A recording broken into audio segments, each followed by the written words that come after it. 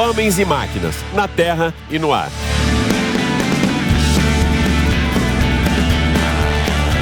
O Máquinas na Pan dessa semana vai colocar você de cabeça para baixo no maior show de acrobacias aéreas do Brasil.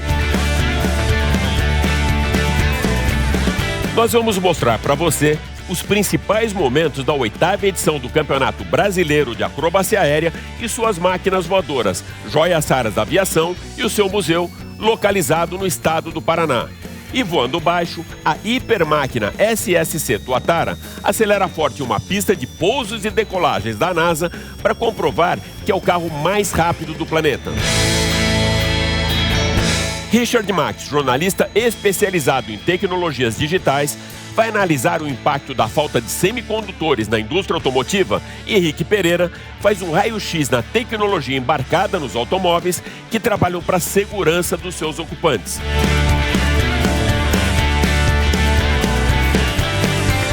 O aprendizado que o jovem recebe na autoescola do país é suficiente para que ele se torne um bom condutor? A CNH um endosso da sua habilidade para enfrentar as ruas da cidade? Para responder essa pergunta, nós convidamos o jornalista Silvio Nascimento para participar do quadro Sala de Imprensa aqui nos estúdios da Jovem Pan e Marcelo Matos comenta o efeito da alta de combustíveis no bolso do brasileiro e o seu impacto na inflação desse ano.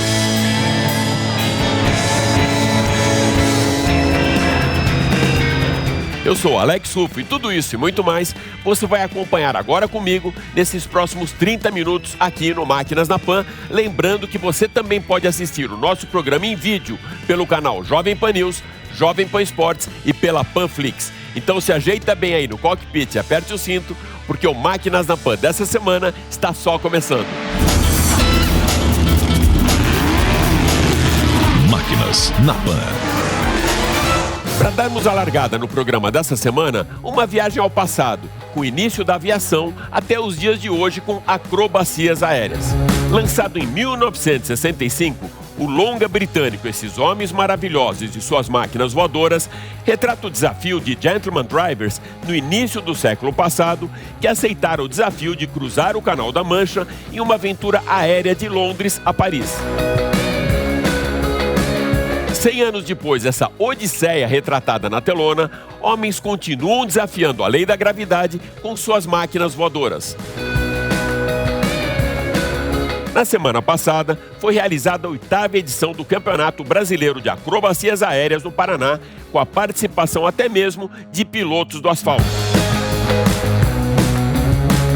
Luiz Debs, diretor social do Aeroparque Aldeia da Serra, é o nosso convidado para comentar o maior show de acrobacias aéreas do país e falar também sobre as máquinas voadoras que protagonizaram o espetáculo. Diz aí, Luiz, joias voadoras, não é mesmo? Os pilotos mais premiados aí, pilotos mais avançados da acrobacia do Brasil tiveram aqui. E o atrativo principal, na verdade, foram algumas passagens da Esquadrilha da Fumaça, que nos deu a honra da presença, escreveram no céu lá, CBA há 10 anos. O campeonato foi realizado, foram 5 categorias, desde a básica, né, que é a Primary, a categoria Sport, a categoria Intermediate, a Advanced e a Limitada. Então, dentro dessas 5 categorias, os competidores tinham cada uma sequência de manobra. Foi, por exemplo, na Primary tinha 17 pilotos inscritos, então a competição, o nível da competição foi muito alto. E no último dia a gente teve ainda a 4 Minute, que é um pouco mais de apresentação, é um pouco mais plástica, os aviões acabam voando um pouquinho mais baixo, com fumaça, com música, então é uma categoria mais comemorativa, mais plástica, e as poucas pessoas que estiveram aqui tiveram um grande show aéreo com essas aeronaves. A gente teve uma convidada especial, que é a comandante Mônica Eda. Ela é paraquedista, piloto de acrobacia, piloto de apresentação e formação. Esteve conosco durante todo o final de semana, nos deu muita alegria porque ela recebeu a todos e atendeu a todos com muita gentileza e com muita simpatia. Tirou foto com as meninas dentro do avião dela, o avião roxinho, que é a coisa mais linda do mundo, na verdade um baita um avião, um bebê. Avião da época da Segunda Guerra, fantástico.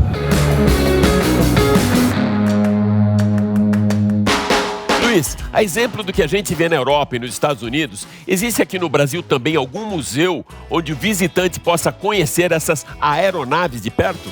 A gente teve a presença do museu, WS Museum, que trouxe diversas máquinas, inclusive algumas dessas que estão aqui ainda dentro do hangar. Ele trouxe essas máquinas para ficar em exposição durante os dias do evento, e o público que estava aqui presente ficou maravilhado, porque a gente não tem noção que existe esse nível de aviação aqui em Curitiba e na região. O Aeroparque Aldeia da Serra é um aeroporto privado, localizado a 50 quilômetros de Curitiba. Tem uma pista asfaltada de 1.500 metros, foi inaugurado há 3 anos, mais ou menos. E, na verdade, a ideia do aeroparque é colocar a aviação executiva, a aviação privada e a aviação recreativa ao alcance do público curitibano.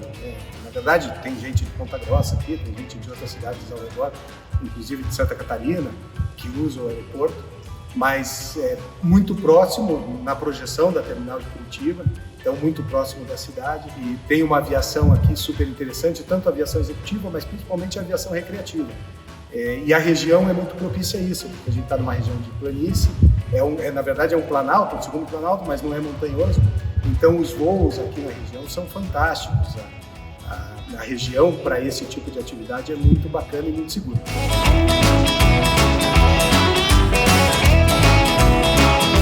Para que a gente tenha também uma leitura de quem viveu essa experiência na pele, nós vamos falar com o piloto Thiago Marques, um cara que está muito acostumado com adrenalina, força G e altíssimas velocidades da Stock e do GT Sprint Race. E aí, Thiago, como foi essa montanha-russa aérea para você? Conta pra gente. Fala, Alex. Fala, amigos da PAN, tudo jóia? Foi uma experiência realmente marcante, né? A gente que gosta de adrenalina, sempre ligado em carro de corrida, em velocidade, em ação. Eu tive uma oportunidade única aí no último domingo de participar desse evento, como apenas um carona ali, né? Do Cristiano Oliveira, que é um dos principais acrobatas aí do Brasil nessa modalidade. A gente participou voou num avião RV300, foi curto, foi aí por 5, 10 minutos, mas suficiente para sentir essa força de 6G, né, que é um negócio realmente muito, muito forte, né? Quando você pula de um bungee jump, uma montanha-russa, você consegue sentir essa força gravitacional, mas muito rápida, né? Já no avião, essas manobras aí, elas duram mais, né? Tanto para você fazer aquelas subidas muito forte, ou o próprio looping, descida, por um tempo bem maior do que numa montanha-russa, por exemplo. Então, foi uma experiência fantástica e quem sabe a gente não tem mais uma oportunidade de brincar mais uma vez nisso, né? Valeu, Alex. Um grande abraço. Até mais.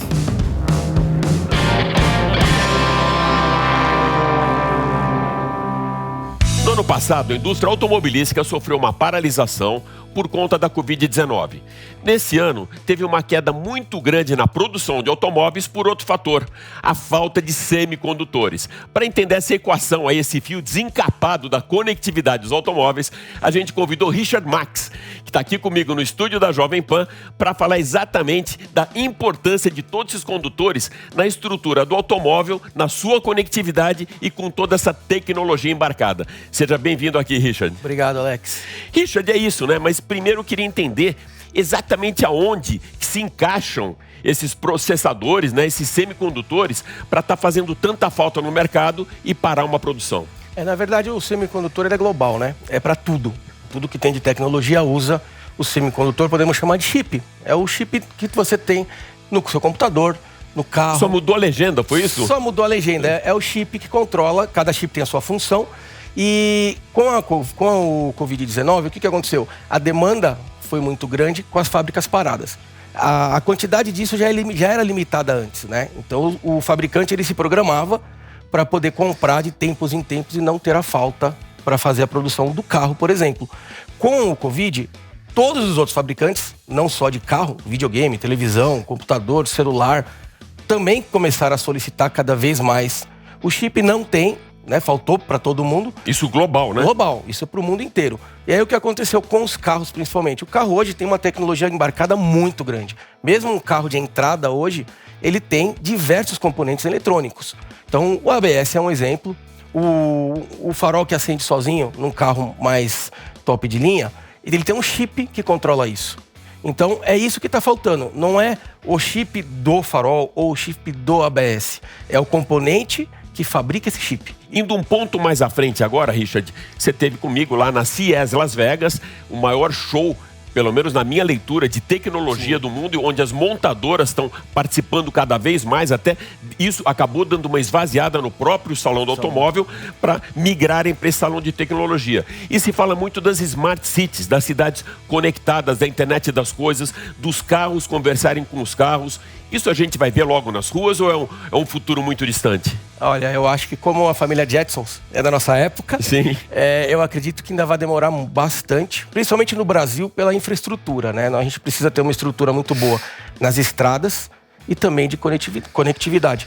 Você sair do centro, dos grandes centros do Brasil, pegar a estrada, em muitos pontos você não tem sinal de internet nem de telefone, né? Nós estamos em 2021 e ainda tem lugares que a gente não tem sinal de internet. Então, como é que esses carros vão conversar?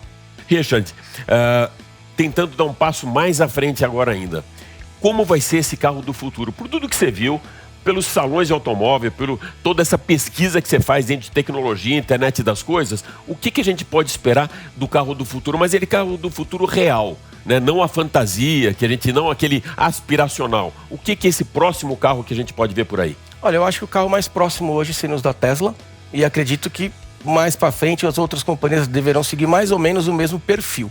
Ou seja, uma automação mais avançada. Uma automação mais avançada, um nível mais alto de automação. Hoje os carros, mesmo os nossos, já têm um nível alto, eles já conseguem andar dentro da faixa, conseguem segurar o carro quando o carro da frente dá aquela frenagem mais brusca, mas no nível da Tesla talvez seja o mundo ideal. Não para mim, eu ainda quero continuar dirigindo meu carro. Vai ser com ou sem motorista? Essa é a próxima pergunta. Então, eu acho que o sem motorista ainda é muito complicado, porque existem muitos fatores que só o ser humano consegue pegar, né? O carro ele pode ter 10 mil câmeras, controlar todas as situações, mas o seu olho e aquele sentimento que você percebe que aquele cara tá com um cara que vai atravessar a rua. Isso computador nenhum essa sensibilidade, né? Não consegue pegar. Então, eu acredito que você vai ter o carro autônomo, mas ainda com restrições, ou seja, você ainda vai ter que estar preparado para assumir o controle do veículo. Mas o mais próximo é o Tesla. Eu acredito que o caminho seja esse. Aqui no Brasil vai demorar bastante ainda para a gente chegar nesse nível, tá? Assim que tiver a internet rodando bem no Brasil inteiro, acredito que os fabricantes começam a investir pesado para que você tenha mais conforto, não precise ficar dirigindo o tempo todo o seu carro. Legal, Richard. Super obrigado por ter você visitando. Você já esteve com a gente aqui quando o programa era só em áudio. Verdade. Agora em vídeo também a gente pode acompanhar tudo isso pela Panflix, Jovem Pan Esportes e também Jovem Pan News. Super obrigado pela tua visita. E só um lembrete aí. Você tem um compromisso comigo, trazer aqui pra gente também os simuladores de corrida. Para quem não sabe, o Richard é piloto profissional de Fórmula 1 no mundo virtual. Então essa história ele vai contar pra gente um pouquinho pra frente. É isso, né, Richard? Isso mesmo. Obrigado, Alex. Valeu, super obrigado. Valeu. Valeu.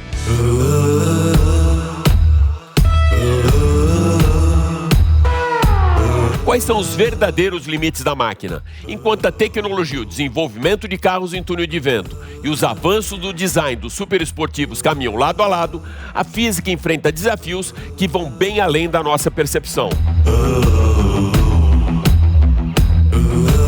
Recordes de velocidade são quebrados, hipermáquinas atingem patamares de sofisticação jamais vistos e a competição pela excelência leva os bólidos do asfalto a velocidades próximas de 500 km por hora. Hoje você vai acompanhar com a gente a quebra de recorde do SSC Tuatara, o carro mais rápido do planeta.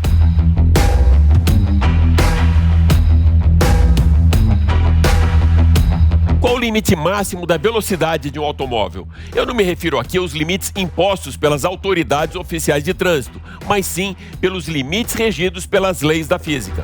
Essa lei, que vale para carros convencionais, tem sido constantemente quebrada junto com recordes de velocidade. Para que a velocidade aferida seja confirmada como recorde, o carro precisa percorrer o trecho determinado 2 vezes, em sentidos opostos, para que o resultado final não seja afetado pelas condições de vento na pista. Uma média entre as 2 tomadas de tempo é feita e essa é a velocidade máxima aferida, oficialmente aceita e confirmada.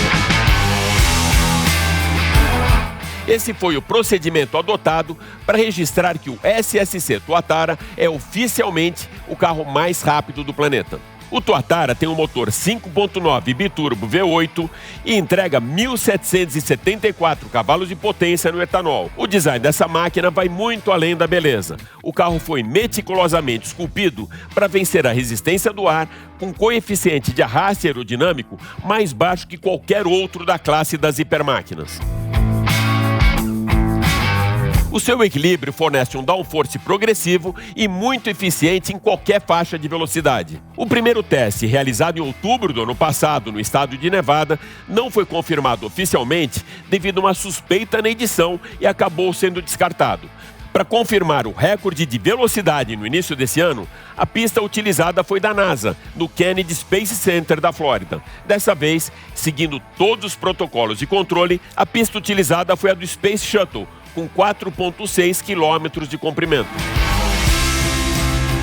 Depois de 2 tomadas de tempo, o Tuatara registrou a média de 455,2 km por hora para certificá-lo como o carro mais rápido do planeta.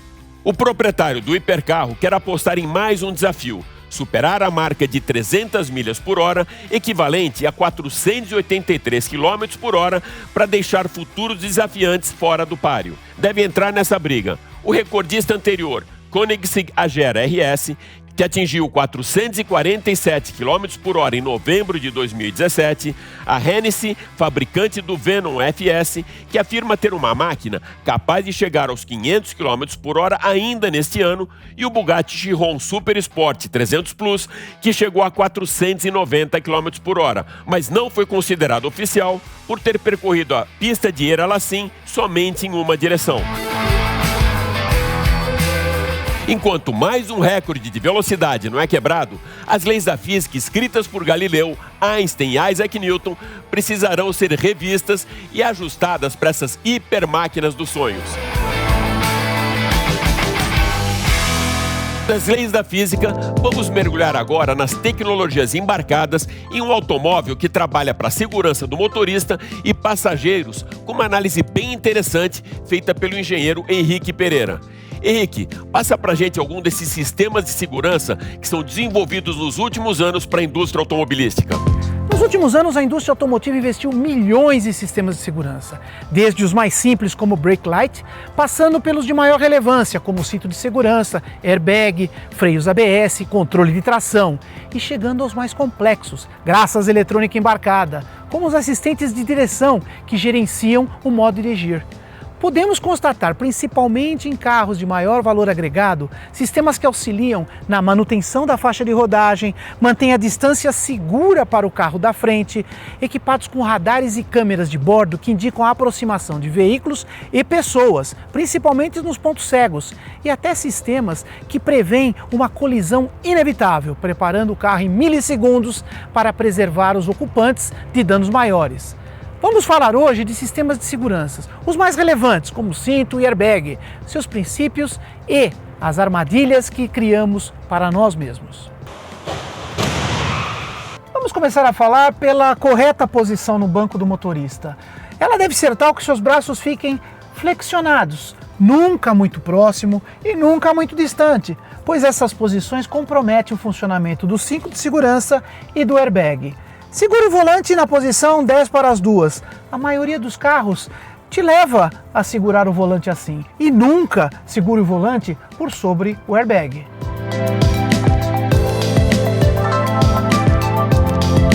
O encosto de cabeça foi criado para evitar o efeito chicote. num acidente mais forte, uma freada brusca, o corpo tende a se movimentar para frente e a cabeça junto com ele. No retorno, ela encontra o encosto para atenuar a força do retorno da cabeça, evitando traumas na coluna vertebral e até mesmo num acidente mais violento, a quebra do pescoço. A regulagem do encosto de cabeça é simples. O centro dele deve estar alinhado com os seus olhos.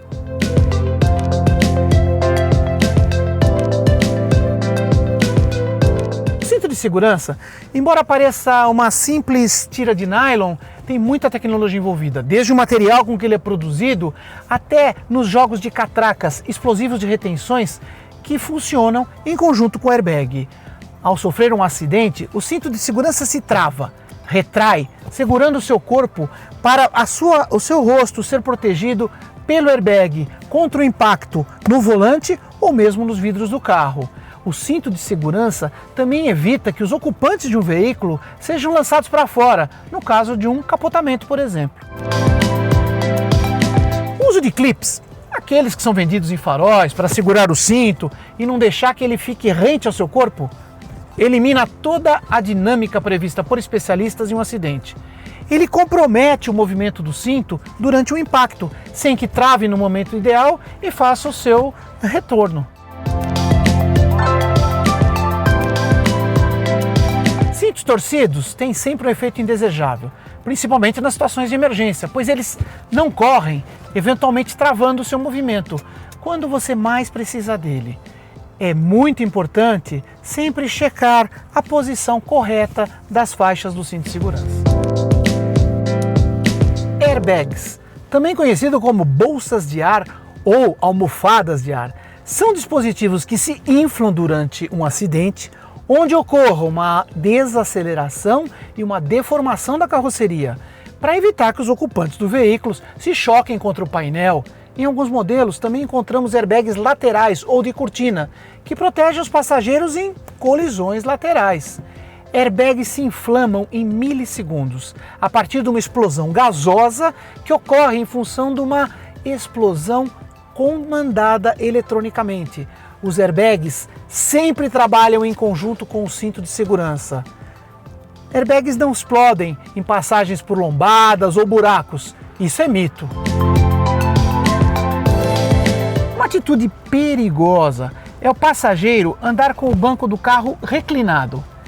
Nessa situação, no caso de um acidente, o corpo do passageiro sofre um escorregamento, o que chamamos de mergulho, para baixo do painel, e o cinto de segurança acaba enforcando o passageiro.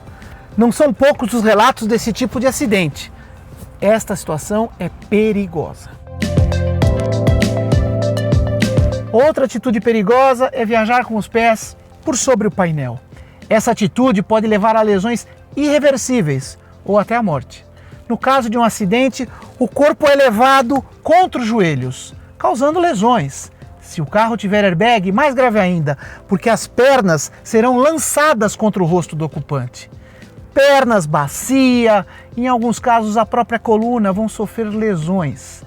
No caso de estar com o banco reclinado, pior ainda, porque você também vai poder ser enforcado. O uso de cinto de segurança pelos passageiros do banco traseiro é mandatório. Em caso de acidente com uma desaceleração, esse passageiro é arremessado com violência para a parte dianteira do veículo, causando sérios ferimentos a ele e ao motorista. Ou, em casos mais graves, podem ser lançados para fora do veículo. É muito comum observarmos passageiros de carros de aplicativos, táxis e até caronas sem uso do cinto de segurança. E mais um convidado agora para o nosso Sala de Imprensa. São tantas credenciais desse meu querido amigo Silvio Nascimento que eu sei só algumas. O resto eu vou deixar para ele mesmo falar. Revista Veja, 4 Rodas, cobriu Fórmula 1 a década de 80 inteira, então pegou aí 3 campeonatos de Nelson Piquet e muito mais. O que a gente pode colocar mais nesse tempero, Silvio? Bom, aí eu vou ter que entregar a minha idade e vai ficar chato, né? O que você acha importante? Você mesmo falava ainda há pouco, antes mesmo de dar partida no carro, quais são os procedimentos de segurança e até de dirigibilidade para você enfrentar as ruas? Algumas coisas eu aprendi justamente nessa época do Jornal do Carro, quando eu fui fazer curso de pilotagem esportiva. na escola do Roberto Manzini. Então nós entrávamos no carro, você tinha uma série de aulas teóricas e depois ia para o carro. A primeira coisa que você tem que saber, antes de entrar no carro, é posicionar banco.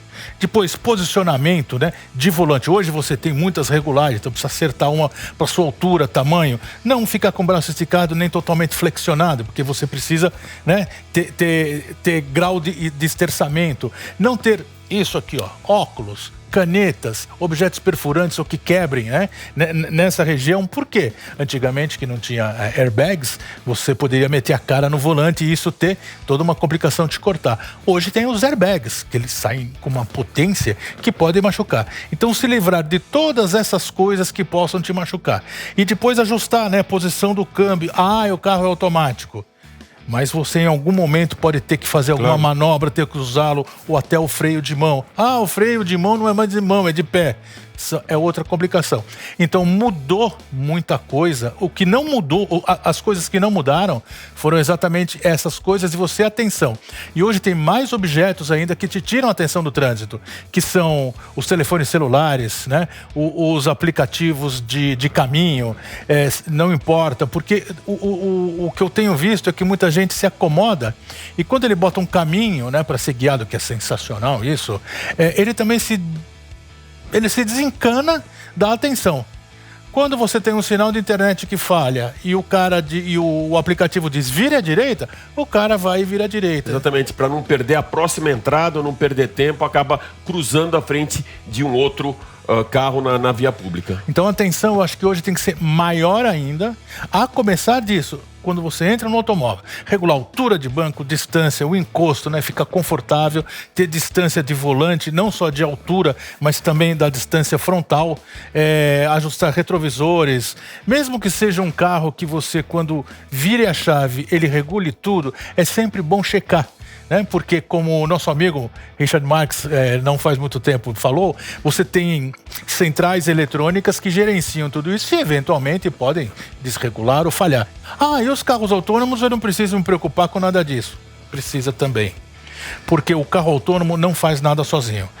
Eu conversei com o engenheiro responsável pelo desenvolvimento de carro autônomo da Audi, né, alguns anos atrás, para fazer uma matéria na Veja, e ele me dizia o seguinte, tem um prefeito aqui na Alemanha que sempre me liga e fala assim, puxa vida, quando é que eu vou poder dormir em paz e o carro vai buscar minha filha na festa?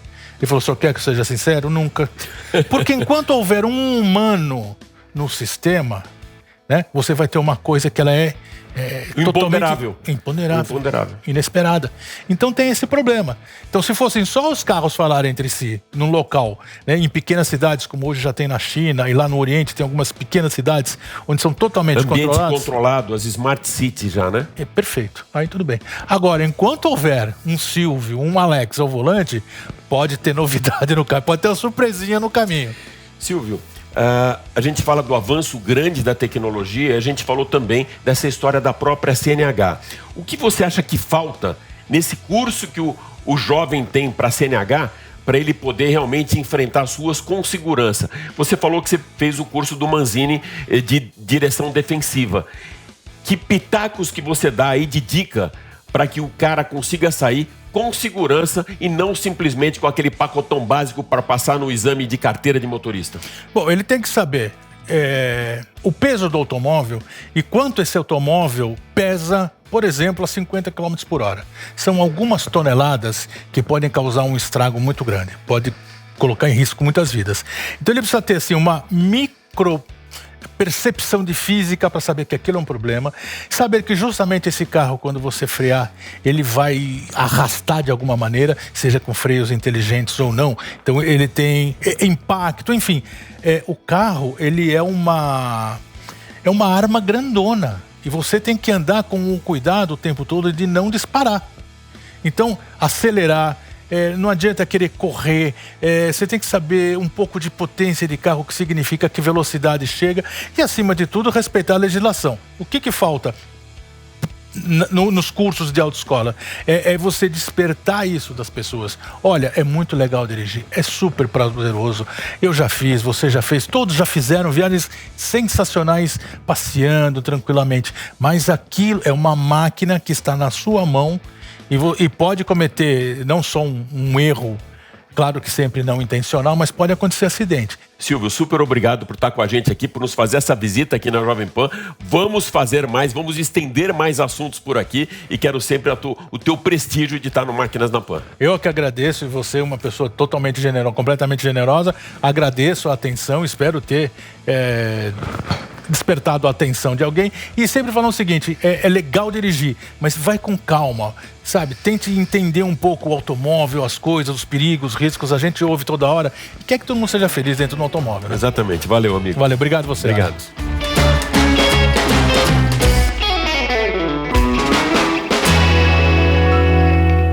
Os preços dos combustíveis em alta afetam demais o bolso do consumidor e já impactam também de forma bem sensível a inflação prevista para 2021. Acompanhe agora com Marcelo Matos. Os seguidos aumentos nos combustíveis impactam diretamente no bolso do brasileiro e na inflação em 2021.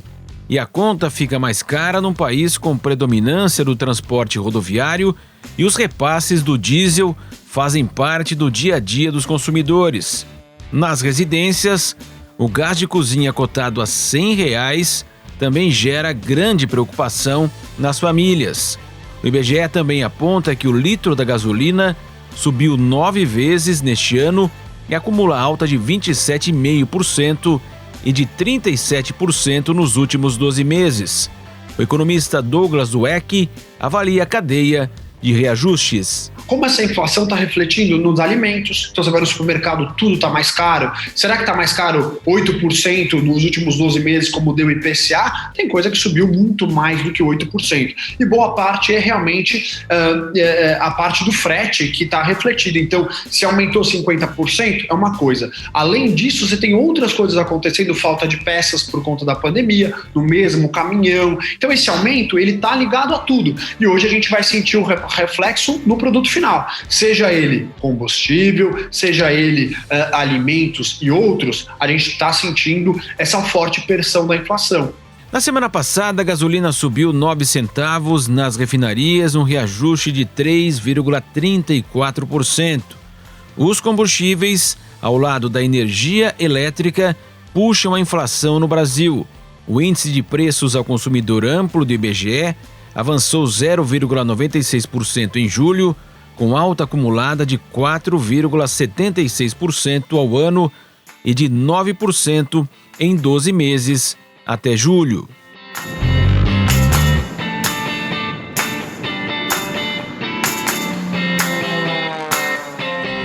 É isso aí.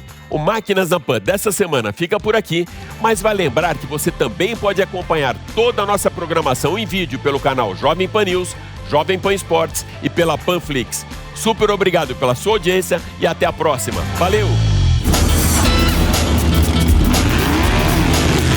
Máquinas na Pan.